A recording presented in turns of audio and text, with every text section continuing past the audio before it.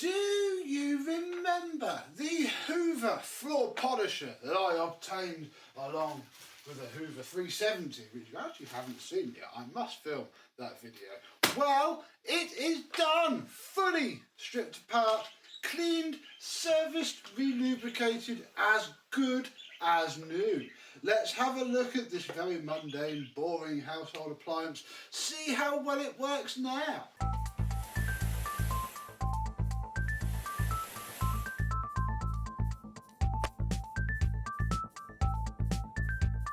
Yes, hello, my vacuum cleaner and Hoover chums. How are you today? Yep, if we take the brushy pads off of this machine, we can see that it is a lot cleaner under there, a lot shinier. There we go.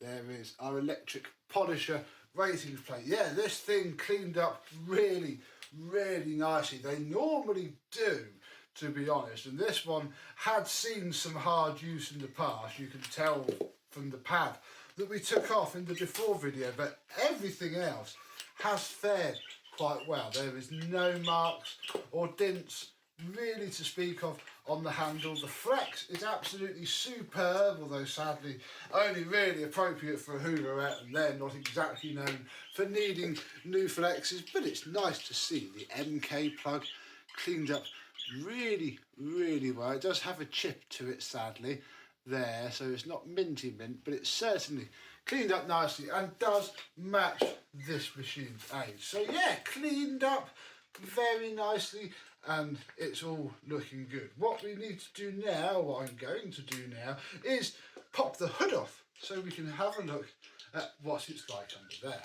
There we go. With all of the screws removed, we can pop the handle just out of the way, click that up, and this bit lifts off. And yeah, inside of there has come up really, really nicely. They are ever so simple. This one's a little bit simpler now because it's missing its radio frequency suppressor. I'm just going to give myself a little bit of flex. There we go. Then I can get that more out of the way and we can concentrate on this. So there is now no RF suppressor. It's all just straight through, blah, blah, blah. Nice hacky job with some crimps, but it's pretty safe enough. And yeah, the switch, if I do that, is all mechanical. It's all driven by the handle being, well, down actually, anything up turns it off. But yeah, it's all spotlessly clean. Inside of here is full of lovely grease, so hopefully when we turn it on it will sound, it did sound really, really lovely. So you know, with the pads on it will spin. There we go. There's no slop in the whole thing now. It is tidied up, an absolute treat with some fresh grease. So let's put the hood back on, move over to the hard floor so I can turn it on without destroying the rug, and show you how smooth and lovely it sounds now. We are plugged in and looking at the state of the floor, it needs scrubbing anyway, but we're not going to get this wet now. I shall run the Tinko around later. But, you know, if we had nice hardwood floor or stone flooring, we could use our Hoover polisher, which is now vibration free, really smooth. Okay, let's do something. Put down on it, it doesn't slow down until the very end. It works really well.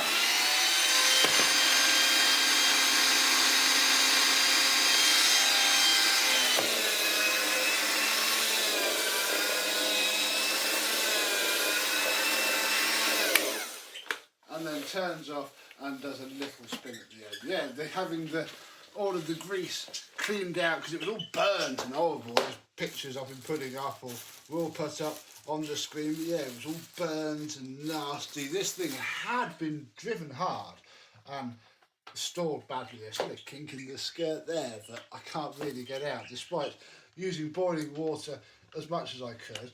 It didn't come out. If we go pop the pads from the open packet in, oh yes, we can be applying wax, you're finished.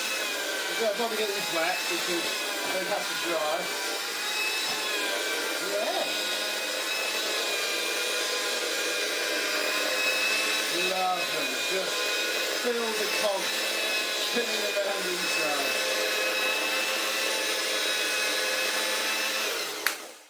And that is pretty much that. My Hoover not you, is it? Hoover 5134 polisher scrubber thing is all done and cleaned up. And yeah, bonus, nice 3-pack of pads. Probably going to go onto eBay and I'll let somebody else enjoy it because I'm not really that mad keen on these. I wouldn't have got it if it wasn't given to me, I'll be completely frank, but it was given to me, and you know, we have this medium of YouTube in which I can put all the time and effort into making it really nice and show it off at the very least, and then I don't have to do another one for a while. But they do have their place. They are a Hoover product. I really must do a video of all the random non-vacuum Hoover stuff I've got. What do you think? Comment down below. I do have a few random bits and bobs, but yeah, this one is done, and they do usually come up very nicely indeed, as this one has. It's a little bit faded on the front, but it's certainly not scuffed and scraped too badly, so I think it balances out. So do you have one of these, or the one with the tank on it, which is pretty much identical? Again, on this one, the mouldings for the spray jets are there. You would just have to have the pipe work and the different hood to connect up there, and all that does is drip onto the brushes and spatter itself around anyway. So yeah, they're obviously very closely intertwined, but this is just the little scrubber version, and that's nothing wrong with that. So there we go, another Hoover product saved. Thank you very much for watching. I hope you have enjoyed, and I and some other cleaning contraption will see you soon. Bye bye.